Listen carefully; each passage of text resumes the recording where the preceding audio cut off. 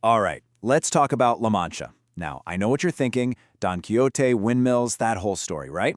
But today, we're going to look past the storybook image and dive into what's really happening in the heart of Spain.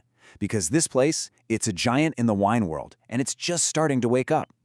And when I say giant, I am not kidding. To really get a handle on La Mancha, you have to understand just how huge this place is. We're not talking about just another wine region. No way. This is the biggest wine region in all of Spain and one of the largest on the entire planet. I mean, just picture it. Vineyards stretching out as far as the eye can see. It's massive. So that leads to a pretty obvious question, right? If it's so big, why isn't it as famous as, say, Rioja or Ribera del Duero? Why doesn't it have that same big-name reputation? Well, that's the big mystery we're going to unpack today. It's the story of a sleeping giant, and what happens when it finally starts to wake up. So here's how we're going to break it down. We'll look at its history as that sleeping giant. Then we'll see how it's shifting from just making tons of wine to making really good wine. We'll dig into the secrets of the land itself, check out all the new flavors coming out of there, and finally, I'll show you why La Mancha should absolutely be on your radar. All right, let's get into it. The sleeping giant. Look, it's impossible to even say La Mancha without picturing Don Quixote, right? But the wine story here goes way, way deeper than that. We're talking about a tradition that started with the Romans. Seriously, and it was kept alive through the Middle Ages, mostly by monks in their monasteries. And this idea of a sleeping giant, or gigante adormecido in Spanish, it just fits perfectly. For centuries, La Mancha has been this huge player, just by its sheer size, you know? It was always there, shaping Spanish wine. But its true potential, it was kind of dormant, hidden under a reputation that, well, is finally starting to change in a big way. And that brings us to this big shift from quantity to quality. See, for a long, long time, especially in the 20th century, La Mancha's job was simple: make a ton of wine, just massive amounts of it. We're talking bulk wine that was often just shipped off somewhere else to be blended or sold as basic table wine. The goal was volume, plain and simple. Not finesse, not character, just volume. You can really see that story play out here. You've got these ancient roots with the Romans, then the Middle Ages, but then, boom, the 20th century hits and it's all about bulk. The first real step towards change was in 1973, when they created the official DO, the Denomination d'Origine. That was the first time they laid down some rules for quality. But the real revolution? That's happening right now thanks to a new generation of winemakers who are looking at this place and seeing something amazing. And if you want to understand this whole story, you have to understand one grape, Airén. For decades, this grape was the absolute workhorse of La Mancha. It's tough, it can handle the heat and the drought, and it produces a lot of grapes. So, perfect for bulk wine, right? But here's the cool part. Today, winemakers are treating Airén completely differently. They're dialing back the yields, using modern tech, and wow, they're making these incredibly fresh, light, aromatic white wines. The story of this one grape is basically the story of the whole region. Okay, so how are they pulling this off? Well, that brings us to the secrets of the land itself, the terroir. And this is where it gets really interesting. Because the very thing that makes La Mancha so tough, this incredibly harsh, extreme climate, turns out to be its greatest strength. It's the secret sauce for making amazing wine.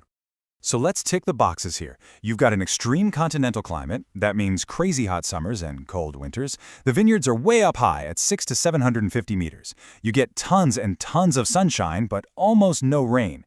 And the soil? It's poor, mostly clay and limestone.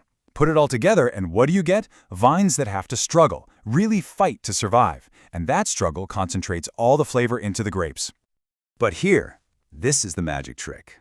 This is the most important part. During the day, it can get scorching hot, over 40 degrees Celsius. That builds up all these rich fruit flavors and sugars in the grapes. But then at night, because of the high altitude, the temperature just plummets. It gets nice and cool. And that huge temperature swing, it slams the brakes on the ripening process, locking in all the natural acidity and fresh aromas. It's how you get wines that are both super ripe and rich, but also incredibly fresh and balanced. It's the best of both worlds.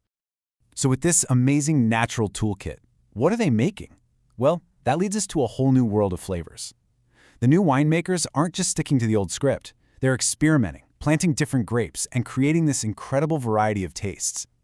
I mean, look at this. La Mancha is no longer a one-trick pony. You've still got that new-style Aran, which is crisp and floral and just delicious, but then you have the star red grape, Tempranillo, they call it Sensibil there, which gives you these smooth, spicy red berry wines. They're making Killer Verdejo too, another fantastic Spanish white. And get this, international grapes like Syrah and Cabernet Sauvignon absolutely love it there. They get so much sun, they just pack in all these deep, powerful flavors. And it's not just about the grapes, it's about the styles too. You can find the whole range of Spanish wines. If you see Joven on a bottle, that means it's young, fresh, and ready to drink right now. Crianza means it's spent some time aging in oak barrels, so it's going to have more spice and complexity. And then you have the top-tier stuff, Reserva and Gran Reserva. These are aged for a long time, and they are deep, complex, and elegant. Seriously, they can go toe-to-toe with famous wines from anywhere. Okay, so let's tie this all together. Why should you care about all this? Why should La Mancha be your next great discovery? Let's get right to it. First, let's just remember that scale. This number is kind of mind-blowing. More than half of all the vineyards in Spain are in this one region. Think about that. This isn't some small, quirky little area. It's a huge part of the engine of Spanish wine.